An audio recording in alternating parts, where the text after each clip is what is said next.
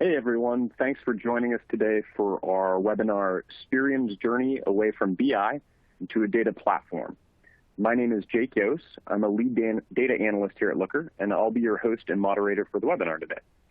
With me, we have Terrence Lay and Chris Collingwood from Spireon, and John Marshall from BytecodeIO. We'll be discussing how Spireon is launching their next generation analytics and their transformation to a data platform. We're just about to get started, but I want to go over a few quick housekeeping items before we get started. We're going to have a 15-minute Q&A session at the end of our presentation. So as you come up with questions, please type them into the Q&A box and click submit. And at the end of the presentation, we'll do our best to answer everything that we get in. Also, you should know this presentation is being recorded, and we'll be sending out the recording after it's over. And so with that, let's get started. We have a quick agenda here of what we're going to cover. We went through the introduction, and we're going to have a little overview of Spireon, discussion about the fleet locate opportunity, really kind of talking about the technical journey of what challenges they wanted to solve, the new product that they're rolling out, and partnering to build that with Bytecode. And so with that, I'm going to go ahead and hand it over to Terrence Lay to tell us about Spireon. All right, thank you, Jake. Hi, my name is Terrence Lay. I'm part of the product management team here at Spireon. For the next couple of minutes, couple of slides, what I'm going to go over is, the business that what does Spireon do? What we trying to do with the dashboard with Looker and Bytecode, and then my colleague Chris will go into some of the technical aspect of it. So a little bit into what we do. So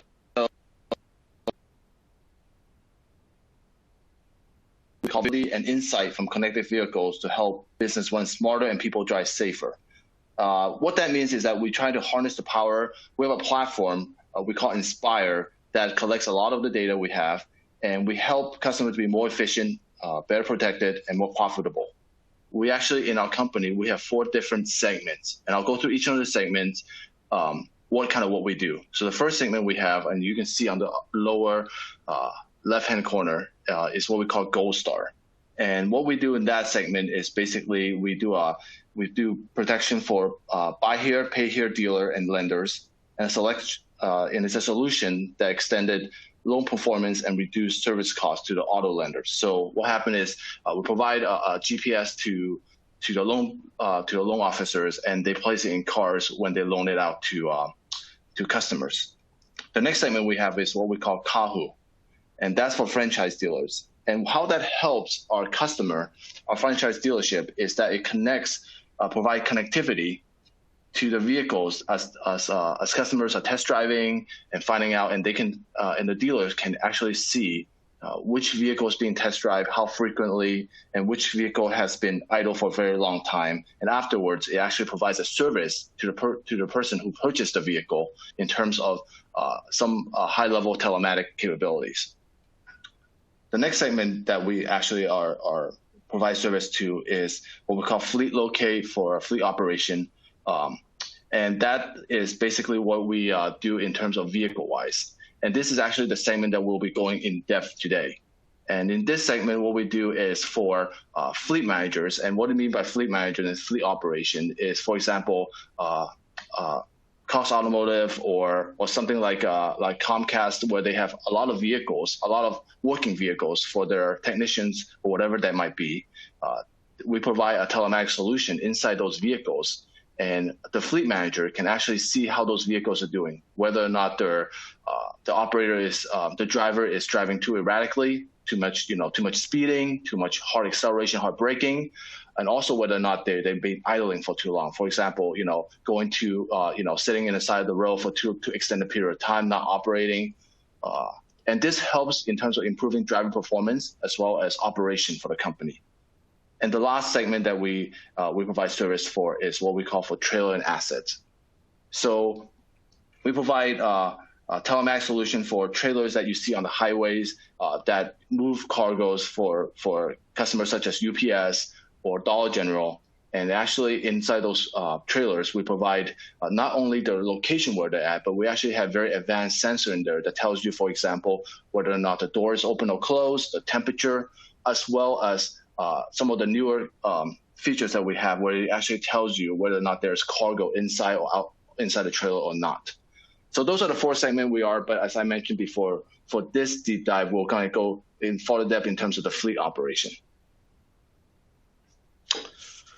So a little bit about Spireon as well is, we were founded in 2002 with 20,000 customers, and we have 4.5 million subscribers right now among the 4 segments we have. We are actually processing over 15 billion events per year. We have very high upkeep time, availability, as well as customer support. And the reason for that is a lot of business actually leverage on us to make sure their business is operating. And we have, in terms of log miles, we have actually over 360 billion log driven miles based on the device that we have installed on assets. And this is a combination of the platform that we have, right? The modular hardware and software platform that we have, the hardware that we have, the platform that we put all those data in, which we call Inspire, and obviously the application and the UI that we present the customer in. All those are linked by the data that we collect. So as mentioned before, we're going to deep dive a little bit more into the fleet product. And what does it do? So it provides locate a vehicle 24/7. So it tells you kind of where your vehicle is at all times. And not only at the moment of, but it actually tells you the data, all the historical data, where it has been as well. We also help with driver productivity by idling, by understanding the idle that they have, whether or not the driving performance in terms of hard acceleration, hard braking. And lastly, what we do is provide this not only at a web application, but also in. So some of the key features, like I mentioned before, 24/7 location, but also we provide breadcrumb trails. Breadcrumb trail basically tells you where the vehicle has been. And we actually present that in a way what we call trips.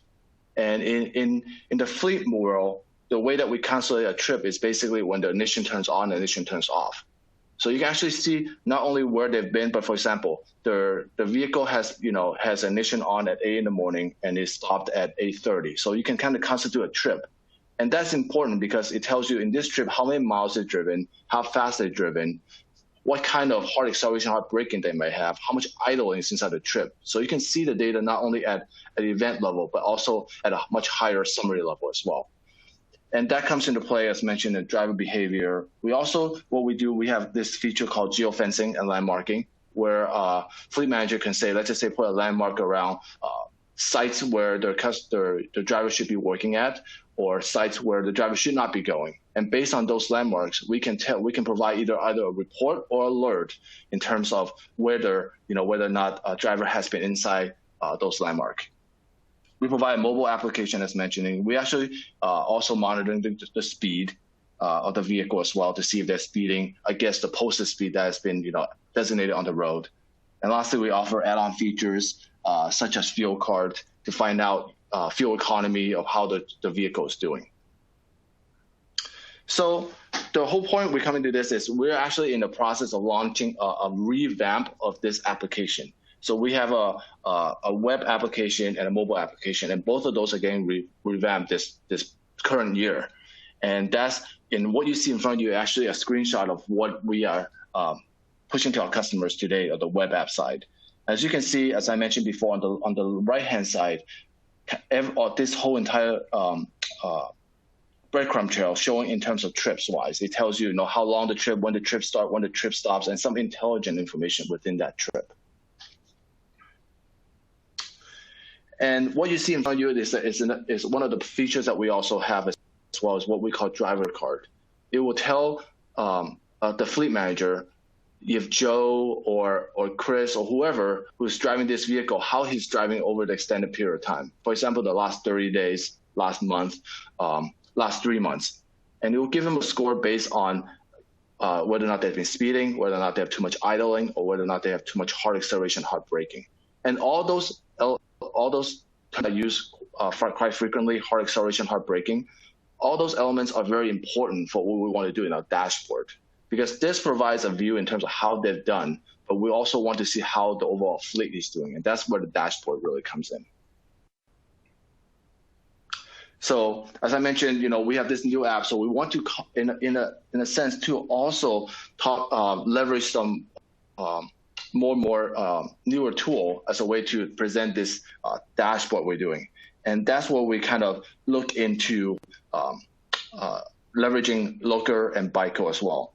So Looker, we've actually been using it within Spireon more in terms of for the engineering and the product team to look at it as an internal tool to evaluate product performance. For example, we ship 1,000 hardware. Have those been installed? How are they performing from a battery standpoint and everything else? We've been using that already. And it's a very powerful tool, but we want to, in a way, leverage this tool in an embedded environment into our web app as well. And that's where the opportunity comes in. So what do we want to do for this opportunity? We want to be able to make sure this dashboard, or whatever we use, to be scalable. Have to be able to, because we have customers as few as 5 vehicles to some of them as much as 4,000 to 5,000 vehicles. So they have to all see this. And we also present the data up to 1 year inside the dashboard. So they will have to basically, at that point, take all the data, let's just say over 4,000, 5,000 vehicle, and basically will plot it easily, able to visualize it. So more than just, the very simple item is, hey, you know what, let's do a dashboard of a list view of who has the most hard acceleration. Yes, that's important, but we want to have ability to present it in different ways as well. And the last one is personalization. Able for every user to be able to create a dashboard in the view that they want and in their with the parameters they're looking for. For example, a user may say, you know what, I want 2 tiles to show what happened the last 30 days, but I want 3 tiles on the bottom to show what happened in the last shape. I want the tile to be shaped this way or that way.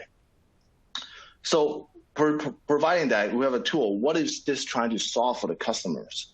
So we want to be able to, at a glance, visualization of KPI, key performance indicators. And those are like the hard acceleration, hard braking, speeding, idling, all the elements I talked about. So how, from a fleet manager standpoint, how are they doing, right? Is my driver driving too fast, too slow, slacking off too much, whatever that might be?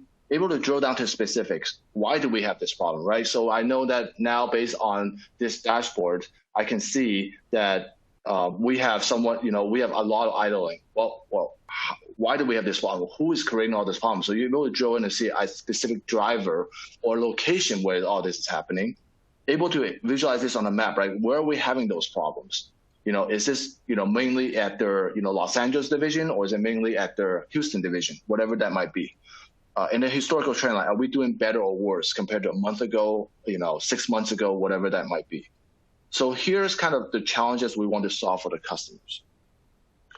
And here's what we put together as a requirement, right? Able to display 13 months of data with 5,000 vehicles with minimum latency. Able to create customized tiles based on user permission, right? Because, for example, in some of our customers that have a lot of vehicles, they actually have fleet managers for the Southeast division, one for the West Coast division, and you don't want someone in another division to see the vehicles that they're not in control of, to see another division. So permission is a very important element in terms of what we have to do. Duration, visualization, and drill down details. Able to support the map, list, and trend line visualization, as mentioned before. A customized dashboard for every user. Start with 6 KPIs, but we want the platform to be able to support additional KPIs in the future. And the ability to add additional visualization as supported by the tools in the future. So as we're looking for this opportunity, we want to make sure, that we set up this not as a one-off dashboard, but as a platform we can build more, adding more KPI in the future. And if this dashboard tool provides, in this case, Looker, provides additional visualization, we can leverage that to present data in a different way for the customer. And the last element is very important. It's a user be able to pick it up and start using and create tile easily and quickly. One of the great things about Looker is the fact that there are so many parameters. You can do many things inside Looker. But for our customer, that can get very complicated. We want to streamline that experience for them in terms of how to create tile, how to see certain things. And so we, in a way, kind of need to take what Looker provides and embed it in a way that is easy for our everyday user to use. And the next section, I think, is Chris. I'll have Chris talk to you about some of the technical journey you went through. Here you go, Chris. Thanks, Terrence. Hi, I'm Chris Collingwood. I'm the principal engineer here at Spireon. I'm responsible for designing, implementing, and maintaining all of the data pipelines between our operational data stores and our Snowflake data warehouse.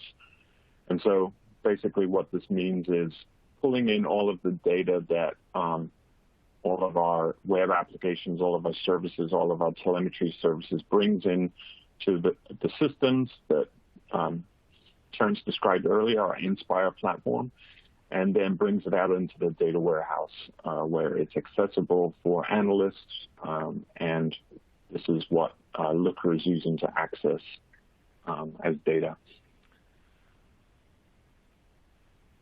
So I kind of want to give you an understanding of what our data infrastructure, what our data platform looks like at Spireon, and where we've come from and where we are today. So we were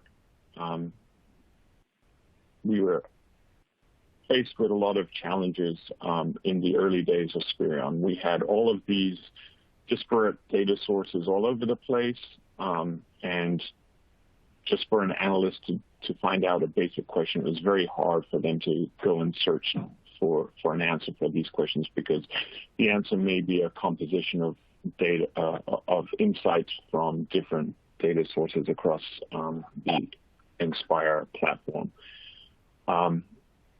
What we did was tap into some of the change logs of these data sources, and we turned this into streaming data. We brought it into our data warehouse, and then from there we could do our analytics, which I'll get into in a little bit using Looker. So what were the results of this?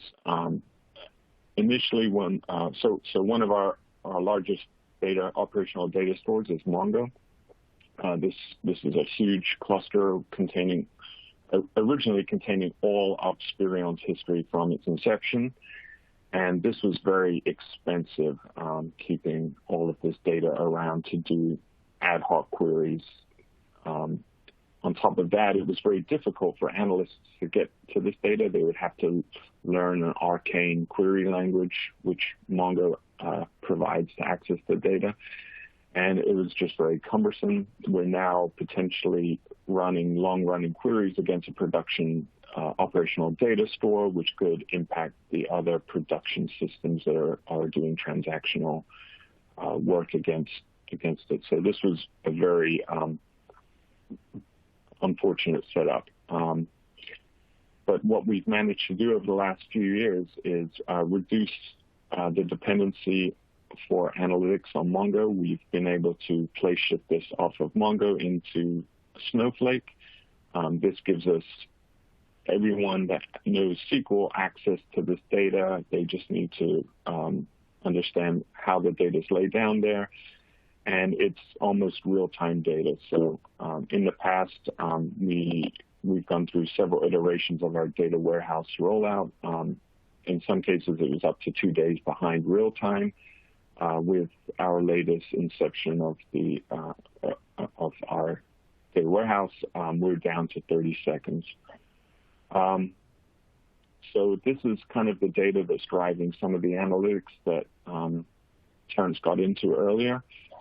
So we can pull this data in from our operational data stores, mix it in with all of our other data, and then turn out certain reports or KPIs such as driver scores, lot reports, et cetera, et cetera.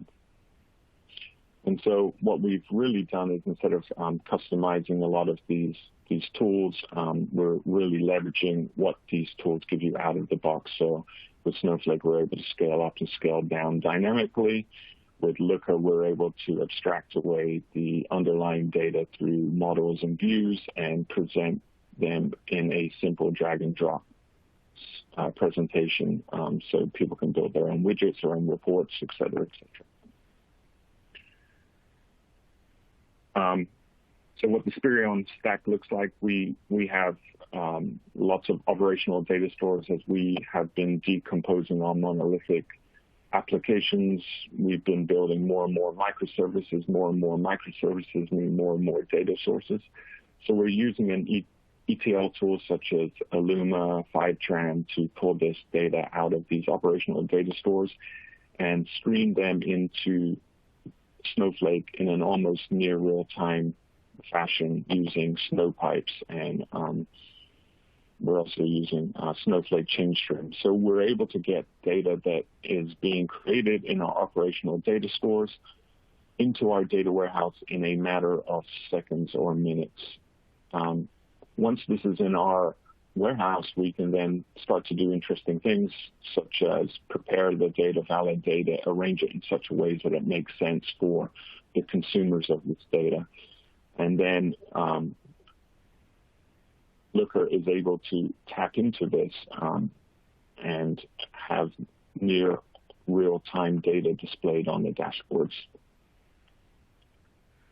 So what's the evolution of the data platform here at Spireon? Originally, when we were on Mongo and no data warehouse, we had to let either our analysts try to write queries to get the data they needed out of Mongo, or to have one of our team members write it for them. And so these were jobs that really weren't, or some of these queries weren't really tuned or weren't really ideal for Mongo. So we've moved it off into Snowflake. So now we can do all the analytical functions, window functions, all of the very math-intensive operations that would bring Mongo to a crawl. So we originally moved to Redshift. Since we're dealing with Mongo, we're dealing with semi-structured data. With Snowflake, we're able to really not have to worry about that, since semi-structure is a first-class citizen in Snowflake. We don't have to administer our data warehouse. It's very automatic. Everything scales automatically up and down. There's no analyzed vacuum, so it's none of this headache to kind of maintain the state of our data warehouse. Once the data lands in Snowflake, there's oftentimes still kinds of ETLs that we have to run, such as the trip formation that Terrence alluded to earlier. So we're taking these raw events and then transforming them into more suitable value-adding data sets. So individual events, sometimes it's too hard to look at. It's too granular. We need something that's a little bit more of a summary. So when did the trip start? When did it end? How long did it take? How many miles, et cetera, et cetera? How long was it idling? So those are kinds of some of the ETL processes that we do. And we've used many kind of DAG tools to kind of administer these ETL processes.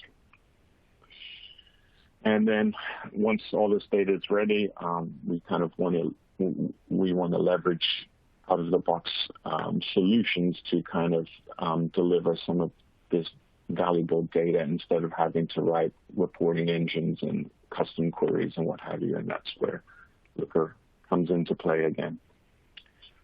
Where we are today, we're still building out our data warehouse. As more microservices are added, as the monolith is taken apart, more data sources appear. We're constantly working on new data pipelines to bring that data into our data warehouse and making it available for all of our internal and external customers. We still have some batch processes that use Airflow and Groovy and Python scripts. We're still leveraging some CBC operations, change data capture out of databases like Mongo and MySQL, and we use our ETL tools like Alooma to do that. As we move forward into the future, we have more streaming services, and we're using Kafka Connect and Snowflake Kafka Connect to pull this data into our data warehouse. And again, that uses Snowflake Snowpipes. And then we're serving this data up in Looker, and we split the data. Since Nspire takes in all data from all four verticals that Terrence described earlier, we through Snowflake, start to partition that data out into business vertical specific schemas. And these schemas are what are accessed by the different Looker initiatives that we have ongoing. What's nice about Snowflake is they have the ability to clone schemas. And so as data changes from the sources, as ETL processes change, as schema just evolves over time, we're able to build out different versions of schema, have them coexist. And within Looker, you can define different connections. And so we can have consecutive connections to two different versions of a schema and then roll new updates of our analytics out to our customers without any downtime. The batch-oriented ingestion processes are very compute intense and expensive, so we're looking to leverage as many streaming services and streaming architectures as we can going forward. This means hopefully no idempotent records, meaning events come in and they aren't mutated throughout our various pipelines. Our first example of this is the actual raw device payloads that come in from all of the devices out in the field. We take this from our device, pass it through into our Kafka infrastructure, and using Kafka Connect, we're able to push this out to Snowflake in a matter of seconds or minutes. Right now, this is used internally for our hardware team for debugging and understanding some of the device behaviors. We used to host this in Elasticsearch with originally 90 days of data. That was extremely expensive. We reduced it down to 30, still expensive. 7 days, still expensive. So we're down to 24 hours now. And if anyone needs, a lot of the time when hardware teams discover an issue, the payload is long and gone out of Elasticsearch. It's something that happened 30 days ago. So now with this archiving in Snowflake, we're able to retain all of our event history, all of our payload history from the beginning of time. And so some of the stats that we're able to get out of this, we're doing since May. It says 14 billion records here. I think it's probably about double that at the moment. We're ingesting about 6.4 million records an hour. And we have it tuned to about 8 minutes ingestion time from the device to Snowflake, but we're able to tune this down. There just isn't the need for low latency in this case. So here's kind of an example of how it works. Like I said, there's also a Snowflake connector. We're looking to use that in the future. And so once all of this data is in Snowflake, now we can really use Looker to empower our users, our employees, our internal, external customers. So through the abstraction that Looker provides to make models and views, we're able to really sort of control and make the data accessible to everyone that's using it. So we can define models and views. The underlying tables and views within Snowflake can change, and we don't really have to worry about breaking anything in the dashboards. It gives the developers and analysts a very nice abstraction to work with. On top of that, we get all of the out-of-the-box capabilities that Looker provides. So we no longer have to worry about, SQL roles and management and endpoints and all of these things that usually bog down report generation, report development. So we leverage all of these features that come out of the box with Looker. In addition to using dashboards and all of the widgets that Looker provides, we also have use all of the APIs that Looker provides. So we can schedule reports. We can have reports that are available on S3 for later access. So this is really powerful as well. So we can build.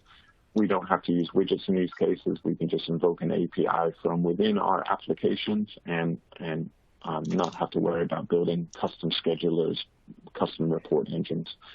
this significantly reduces the amount of time that it takes to develop a lot of these reports, widgets, features. So that's really been a huge advantage for us using Looker and Snowflake. And I'm going to hand it over to John Marshall, who's going to kind of give us a demo of what we've been able to do for this specific business vertical with Looker. Actually, Chris, it will be me. This is Terrence. So, so Chris, thank you very much for your kind of go over some of the technical aspect of it. So, as I mentioned earlier, in terms of the tools that we're looking for, the requirements that we have, and kind of they're meeting the needs of the customer. And with what Chris and the data team is able to work through the data, we're able to create what we call the embedded dashboard, leveraging Looker inside their Fleet Locate software. So what you see actually on the screen right now is a screenshot of that, right?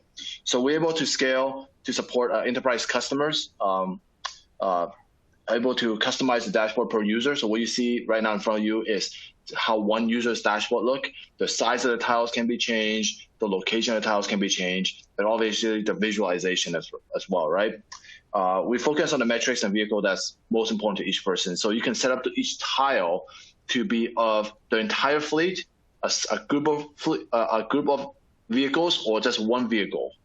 And then obviously it's very easy to navigate. And as you can see on there as well, the 3 different views that we have, right? The map view, the list view, and then also the trend line. And then, one of the elements I talked about earlier as well is that we have to make it something that's simple for the user to not only use, but also to be able to configure and edit and everything else as well. So working with ByteCode, actually what we did was, hey, embedded this, but also create more or less like a wizard as a way to for a user to quickly and easily kind of create their own tiles based on what they need. So what you see right there is actually a wizard that we created, and what the users basically select is kind of what kind of tiles they want, what kind of asset they want, or vehicles they want in this tile, and kind of what the KPI is, right? So in this case, it is it's a posted speed threshold, right? So and you see like 10 miles or 20. That based on using this wizard, the user can quickly and easily kind of navigate through this and create a new tile to get the information they're looking for, and then also to select also on the drill down whether or not it is an aggregate or detailed drill down when you click on the data to drill down further. And with that, I'm going to pass it off to John. I think that he's going to talk about some of the integration that we've done. John? Great. Thanks, Terrence. Yes, starting out kind of a little bit of an overview of who we are and what we do. So we're a data consulting firm. We focus on solution architecture, data engineering, Looker expertise with over 100 deployments, and then a specialization in Looker platform development. And we were engaged with Spireon early on this project to really understand what Terrence and the team were trying to accomplish and how we can make this work in the platform. So kind of our role here was on the Looker side for LookML development and configuration. How do we create this business logic in Looker? How do we take advantage of the advanced features in Looker to deliver some of these experiences? And then within the Fleet Locate app itself, we're responsible for doing the embed integration. So how's authentication going to work? How do we take that from the app, pass that all the way through Looker? How do we handle filtering, et cetera? And then what we call embed plus API, which are those features that aren't native or out of the box with Looker, that custom configuration or wizard workflow. How do we develop that within the Fleet Locate application, leveraging Looker's API? And our goal in this project is to help accelerate the delivery to market. So by leveraging our experience and our team that has done this many, many times, how do we bring that experience to bear to accelerate how we get to market, taking advantage of each of the features within the Looker platform as they're applicable? And then ultimately, anytime you get into these projects, you get into technical challenges, and we want to help solve those via the Looker platform, the API, and the team itself. And this is kind of our methodology, which is really Looker first. When we started the conversation with Terrence and looking at the requirements of what they want to deliver, a custom dashboard for every user, but a simplified workflow to say, I want a trend line or a map or a list. How are we going to make that work? And what we do is we end up partnering with Terrence to understand what his vision is and then fit it into one of these 4 buckets. So like, what can we do with LookML plus advanced features? One of the requirements was we want to be able to dynamically display the time dimension along the x-axis depending on the range that you've looked at. So how are we going to, when you look at a day, we want to see it by hour. When we look at a few months, we want to see it by week. When I look at a week, I want to see it a day. So you can make that work in Looker through some advanced LookML features. So that's how we're going to meet that requirement. And then every user wants to be able to have their own dashboard. Great. We can do that straight out of the box with Embed Looker. Every user gets space. Every user has a dashboard. And that's a pretty straightforward development exercise. And then we get into some of the more complicated pieces, which is, we want the user to be able to configure their own tile or their own visualization in a wizard-like workflow. Well, this is something that is challenging to do Looker out of the box, but with the flexibility of the API, we're able to deliver the UI experience that Terrence and team defined while still leveraging all the core capabilities of Looker. And then you can, of course, always develop straight-up custom dev on the API. Our goal in these projects, though, is to do as much as we can with out of the box. We want to maximize your investment in the platform. We want to reduce the time it takes to develop new features. The more that we can do out of the box, the faster you can deliver things to market and the less maintenance and overhead you're going to have over time. And then really identifying those core use cases that are truly value add, and then how do we deliver those either with an Embed plus API implementation or custom dev. And to take this to kind of one example, Terrence showed you kind of that custom workflow. So every user, when they log in, is able to view their own customized dashboard. This is an Embed implementation leveraging out-of-the-box user management, space management, and row-level security. So we're passed in through the application. Here's your group that you're in. Here's the data that you should be able to see. Here's your dashboard. Here's your visualization. And then here is the ability to unlock that dashboard and edit it, just like you would with Looker. And then on the configure visualization, it's built off of the API, leveraging the folders, basically. But when that user goes through and they select, I want to see all of my vehicles that were idling for more than 30 minutes in the last 30 days, we're actually going into the template folder via the API, grabbing that template visualization for, here's my line chart for idling over time. And then we are configuring that with all the selection that the users selected. Here's the name, here's the time range, here's additional filtering. I would like to be able to drill down to aggregate detail or not. And then we create that within the user folder. And then on the customized dashboard, when they reload that, that visualization is now on there. And this is kind of a good example of using the majority of just the embed functionalities to deliver a custom dashboard for every user, but then leveraging the API and the foldering system within Looker to create those custom visualizations. And with that, I'll hand it to Jake to talk about the Looker portion. Thanks, John. First of all, big thanks to John and Chris and Terrence for going through that story. As a Looker employee, I always love to hear how people are actually using it in the field and building interesting data applications and getting time to value out of Looker. I think Chris's discussion of some of the challenges they were having is something we see a lot. We see companies with a lot of disparate data sources trying to make sense of it. And we have this idea of getting it into a modern cloud data warehouse like a Snowflake, where it can be accessed, like Chris said, via SQL, which is very much a lingua franca of data analysis. And then once you've got that data in the data lake, we can use Looker to start to make sense of it, to build that semantic layer, to give people permissions. It's kind of a modern way of writing SQL with version control and kind of object-oriented notions of don't repeat yourself. And so with that platform, then there's a lot of things that you can do. And I think we're seeing, we heard today from Spireon about being able to use this to build best-in-class business intelligence. But also, I think what was exciting about today's presentation was being able to build more interesting custom applications like this query wizard. So you can use Looker to feed interesting workflows that aren't necessarily reporting per se, but data workflows, data applications on top of a governed system that's using that source data. And, this is a good use case of where fresh data is really important to the application. So as data streams in, Looker can get out very quickly without having to replicate it or anything like that. One last thing I wanted to mention before we get into our Q&A is we do have a user conference called Join. It's November 5th to 7th in San Francisco, and I encourage anyone on the call, if they're interested in learning more about Looker. I know John's going to be there from ByteCode. He can talk more in detail about the Spireon deployment or other work they've done with Looker, and we have a lot of hands-on labs. One of the things we like to see is people come to Join and solve a real-world problem, and so we have a lot of analysts like myself on hand to talk you through the data issue.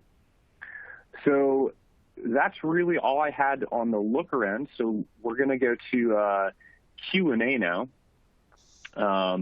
We've got some questions coming in, so let me pull one up here. We have a question. Who created the wizard? I think that's the query wizard. Is it out of the box? And what was the level of effort for creating it? Is it created at the individual user level or a group level, et cetera? Chris or John, do you want to take that? Sure. So the workflow to configure the visualization or that wizard, that was all developed by our team per the spec from Terrence. So that's actually within the Spireon application and it's custom. The level of effort is really dependent on how complex you want to make it. We ended up building this over the last several months with Spireon. I think one of the key parts here is one, the API from Looker is what gives us the flexibility to be able to enable that workflow back into the embed experience. And then two is once this framework is built, the level of effort to actually add an additional visualization is relatively low. So if we want to add in a new KPI that people are able to configure, the majority of the work is actually in Looker itself. So creating the view, the dimensions and measures, the actual template looks, all of that can be done by the Looker team. And then the web or the application development will just really be around adding a tile into that wizard and then leveraging all the other capabilities that are in the wizard itself. So there's an upfront cost to create the workflow, but in the long term, ability to add features and new KPIs is relatively low. Great. Thanks, John. We've got another question here, actually probably for Chris and Terrence. Is a semantic layer used by Spireon to enable broader org, self-service analytics, and ad hoc queries? Yes, so I think that's the flexibility that Looker provides both internally and externally. So we're always in the process of trying to model out our data into models and views, and then making them available within Looker projects for business, the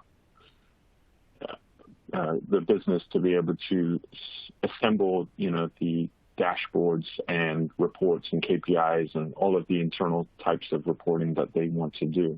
So it's pretty self-serve when it comes to once it's expressed in this language within the LookML language, people can just kind of go about creating the insights that they want without much involvement from data engineering or anyone else for that matter. As far as building out the applications, that's, the actual exposure to the underlying model and views isn't something that the end users have access to, but they're able to use the widgets and the dashboards that are created by our analysts in Looker. Mm-hmm. Great. And we've got a question actually about Looker, so I might assign that to myself, but I would love to hear John or Chris or Terrence your thoughts on this. The question is, how well does Looker scale with large data sets?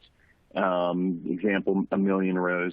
And the answer to that is Looker actually issues queries directly to the database, to a SQL database. So when we're connected to something like Snowflake or a BigQuery performant cloud database, we're actually as performant as the database we're connected to. So one of our kind of philosophies is to leverage these new technologies that are very powerful to handle massive data sets. Yeah, so in our case, in the case that Terrence is downloading, we're not talking about millions of rows here, we're talking billions. So, right. Yeah, so we're getting responses under a second. Obviously there's some thought that has to go into the tables that are backing these queries. So choosing cluster keys wisely and being able to ensure that your query patterns match those cluster keys is essential to that. But yeah, we're talking billions, and there's no performance issues whatsoever. Right. This is Terrence. Yeah, to kind of piggyback on what Chris is saying, I mean, that's one of the requirements that we have going in, is because we do have a lot of data that, as Chris mentioned, is coming in on a constant basis, and we have customers that has 4,000 or 5,000 vehicles, and we're pursuing customer that has 10,000, 20,000 vehicles. And when you look at over a 13-month period, I mean, that's a large amount of data to be able to plot it out and be able to analyze it. And just for anyone out there that's already using Snowflake, this is on a large warehouse, so it's not even that big of a warehouse that's doing these less than in a second queries against billion rows of data. Great, thank you. And kind of staying in the zone of that the data architecture world, we have a question about if you could talk a little bit about Alooma. That showed up in your slide, I think, Chris, what it is and what it's used for. Yeah, so Alooma is ETL as a service, and so basically what they're able to do is provide streams out of, or they listen into the streams that your data sources provide, and they're able to do transformations through something that they call a code engine, and once it's being transformed into the form that you feel is ready for your data warehouse, you can then push it into Snowflake or BigQuery or whatever your end system is. And so they have, what's nice about them is they have all of these integrations out of the box. So all you have to say is your input is Mongo, your input is Salesforce, your input is NetSuite, provide some credentials and endpoints, and you're off to the races. So it allows you to replicate out of these data sources with extreme ease. There's no setting up your own infrastructure. It's just kind of points and click. Great. And another question kind of coming in about Snowflake and Looker. It says, can you talk about the partnership between Looker and Snowflake? Would you recommend Snowflake to most big data Looker users? What are some of the advantages of using Snowflake over other databases? Just from a partnership perspective, Looker and Snowflake work very well together. Our organizations are aligned in a lot of ways. I was wondering, John, if you mind if I kick the questions, what are some of the advantages of using Snowflake over other databases to you? I can speak to that a little bit. I think one of the key things we see is basically low maintenance in terms of having what you have to do to administer Snowflake is relatively low. Two, the native support for JSON is a big differentiator that we see, and was one of the things that was highlighted in the presentation here that Chris can maybe speak more to. We see Looker and Snowflake work very well together. Also in the embed use case where you're going to run into concurrency, it's nice that you can scale out horizontally with Snowflake on demand. So we think it's an excellent product that fits a lot of needs. But we also see customers who very successfully run Looker on Redshift or Looker on BigQuery. So I wouldn't say it's an end-all be-all, but there are some core capabilities that are very beneficial that you can take advantage of. Chris, is there anything you want to add there? No, it's kind of it. It's just been a real pleasure working with Snowflake. It's been a complete liberation from using some of the other older data warehousing solutions. So yeah, it's definitely a refreshing experience. Great. And we've got a question, I think, a little bit more about the schema and data models. Chris, it says, how did Spireon go about designing and evolving their data schemas, data models? Did Snowflake assist with that? And then from a data pipeline perspective, did Snowflake partner with Alooma or Fivetran, or were you kind of responsible for building that? Yeah, I'll kind of answer it backwards. So we reached out to Alooma early on. We, in the early days of trying to replicate Mongo into our data warehouse manually or using some of the existing tools was extremely difficult, especially given our data set and the unfortunate nature of how we write to Mongo, which is in a non-append only form. So we're constantly changing records, and trying to keep track of those records is extremely difficult. So Alooma really liberated us from that chore. Let me see. And so once we were tied into Alooma, the data that is of value just miraculously appears in Snowflake, to make it a short story. Once it lands in Snowflake, and keep in mind, through the Alooma code engine, we're able to do validation and transformations outside of Snowflake. So before it even hits Snowflake, we're doing true ETL and not ELT. So we're transforming before we're loading.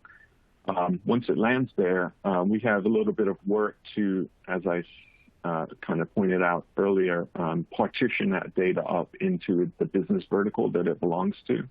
And so we take this data from each of the verticals and place it into a vertical specific schema. Once it lands there, analysts and developers are kind of free to go about developing their own models and their own schemas based on this data. So through the Looker interface, they're able to see what's in their schema, their business vertical schema. They're able to start to assemble, meaningful data structures out of this data that comes in from all types of different data sources.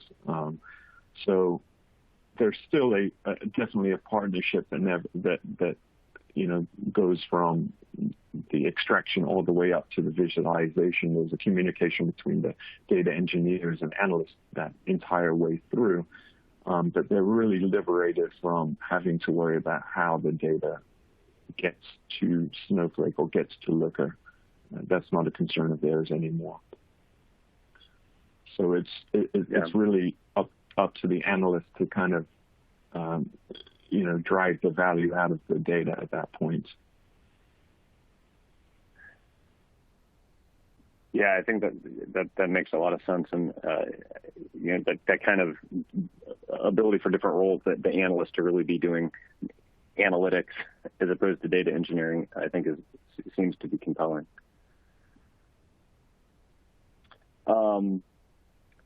This question asks specifically about one of the Looker slides. It says, can you speak to the integrated insights and built by Looker segments of the Looker slide?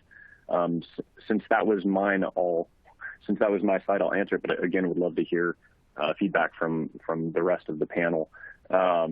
Specifically, when we talk about integrated insights, Looker has the capability to not just report data, but also start to take action on it. Because we're a cloud-native tool, we have a RESTful API that allows you to report data and build integrations with other tools. So we have an open-source action hub, which allows business users then to be able to push data that they see into third-party workflows. So maybe that's starting a marketing campaign to a particular custom cohort that a business user has built, or partnering with like a Twilio workflow to text people. So that's kind of the integrated insights. Built by Looker is kind of this entire workflow of building data analytics applications on top of Looker, using that governance and our visualizations to really drive custom applications. Anyone on the panel want to kind of add on to that, or Yeah, I mean, I think what we really like about the Looker platform is get the data to where users need to consume it. You can do that via embed by putting that into your own application. And this use case here is about giving the ability for every user to be able to define their own dashboard within the Fleet Locate application. And then the API allowing you to build, custom workflow on top of that for where you want to deliver a experience that is specific to those users. And that could be here where you're making a tile configuration, or taking that one step farther, if you embed Looker in your application that your people on the ground are using to make decisions, then you can also leverage that action hub to not only get the data where they need it, but then they can take action and make change based on the analytics or the insight that they receive. And that's kind of the holy grail, right? Define your data, have a single modeling layer, have the core capabilities all out of the box, but ultimately deliver that data and that action where the user needs it. Yeah, exactly. And we've got time for one last question, and it's what are the biggest challenges when implementing these types of integrated workflows? So we'd love to get everybody's thought on that.